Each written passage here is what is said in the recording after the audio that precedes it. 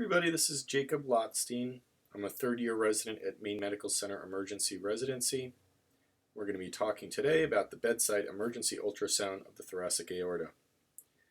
Many emergency providers feel fairly comfortable getting views of the abdominal aorta in order to evaluate both for the dreaded AAA as well as abdominal aortic dissections.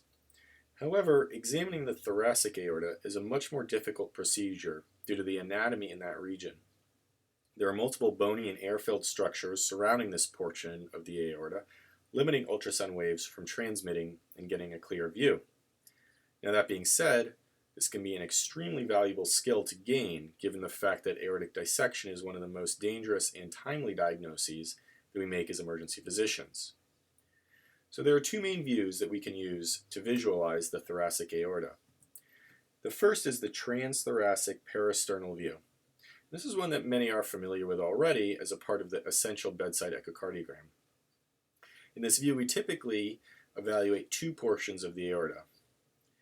We can see the aortic outflow with the aortic root and proximal ascending aorta. And additionally, if we look behind the heart, we can also see and measure the descending aorta, labeled here as well. Now, recognizing the descending aorta is helpful not only to evaluate for aortic pathology, such as aneurysm or dissection, but also can help us differentiate between pericardial effusions, which are limited to anterior to this portion of the aorta, as shown here. So pericardial effusions from pleural effusions, which will go behind that portion of the aorta, seen here. The second view, aside from the parasternal long axis or the transthoracic view, when able to be seen, can often provide much more information. However, it is also much more difficult to get. This is called the suprasternal notch view. It's acquired by placing the probe as shown here. The best way to position the patient is actually with their neck extended as far back as possible, even letting their head hang over the edge of the bed. It also can be useful to have the patient exhale during the procedure, thus decreasing the amount of air that may cause loss of ultrasound wave penetration. This view, which we can see here, can theoretically provide a view of the ascending aorta, the aortic arch, and the proximal descending aorta in a fashion that is fairly easily recognizable.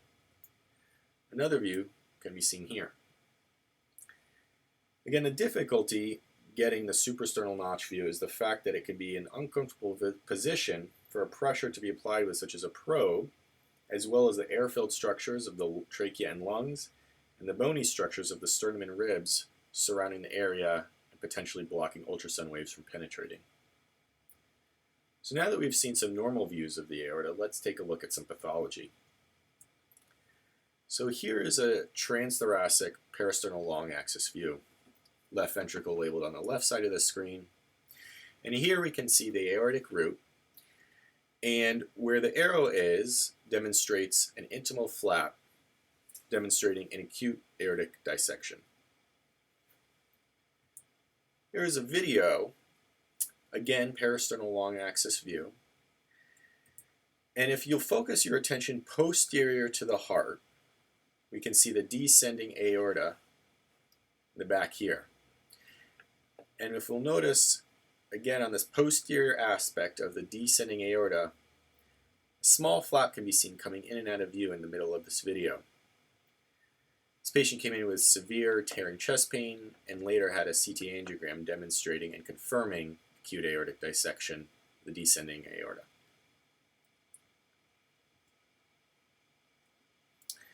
Here's a still image of the suprasternal notch view.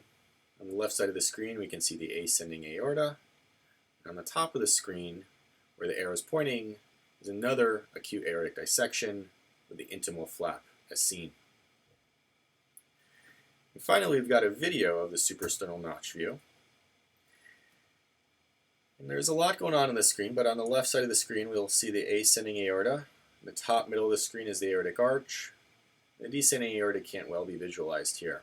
But what we can well visualize is an intimal flap within the aortic arch, yet again, an acute aortic dissection. So I hope you've been able to appreciate and learn a little bit from this video today. I hope that you can come away being a little bit more comfortable getting views of the thoracic aorta and being able to recognize some dangerous pathology which we as emergency doctors can be presented with.